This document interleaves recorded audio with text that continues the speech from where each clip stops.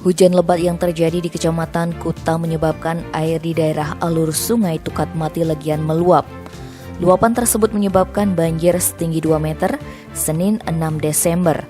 Akibatnya 4 orang warga dan 1 balita berusia 10 bulan yang tinggal di bantaran sungai sempat terisolir. Dari pantauan di lokasi, warga yang terisolir tersebut tidak bisa keluar dari rumah lantaran akses jalan yang biasanya dilewati tertutup banjir. Sedangkan di depan rumah tersebut merupakan aliran sungai. Hal ini sempat membuat 4 warga dan balita tersebut syok.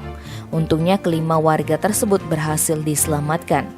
Upaya penyelamatan telah dilakukan oleh tim SAR gabungan dari Kantor Pencarian dan Pertolongan Denpasar, Polsek Kuta Badung, Samapta Polda Bali, TRC Badan Penanggulangan Bencana Daerah Badung, Linmas Desa Adat Legian, LPM Kelurahan Legian dan masyarakat setempat.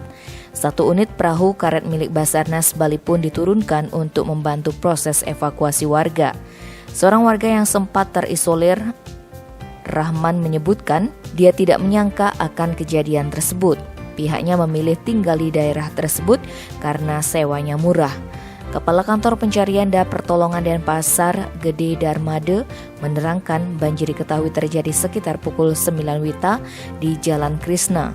Pihaknya menerima permintaan evakuasi pada pukul 10.25 WITA dari Ketua LPM Legian, Wayan Puspa Negara. Darmada mengungkapkan 10 orang personil dari Basarnas Bali diterjunkan untuk melakukan proses evakuasi. Pada pukul 11.40 WITA seluruh korban berhasil terevakuasi dalam keadaan selamat. Sementara mereka mengungsi ke rumah kerabatnya. Luapan air sungai baru surut setelah dibantu dengan 6 pompa yang diturunkan oleh Dinas Pekerjaan Umum dan Penataan Ruang Badung.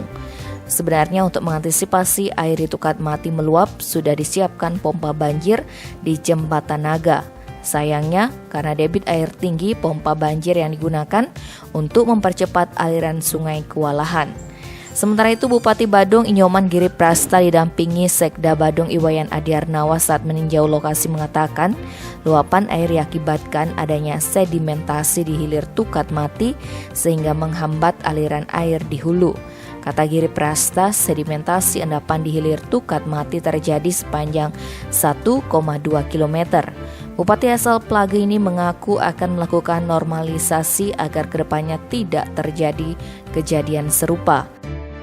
Giri Prasta menyebut sebenarnya daerah yang menjadi pemukiman tersebut dulunya merupakan sawah yang menjadi daerah resapan. Setelah adanya land consolidation, kawasan itu berubah menjadi pemukiman. Tim Bali Express melaporkan.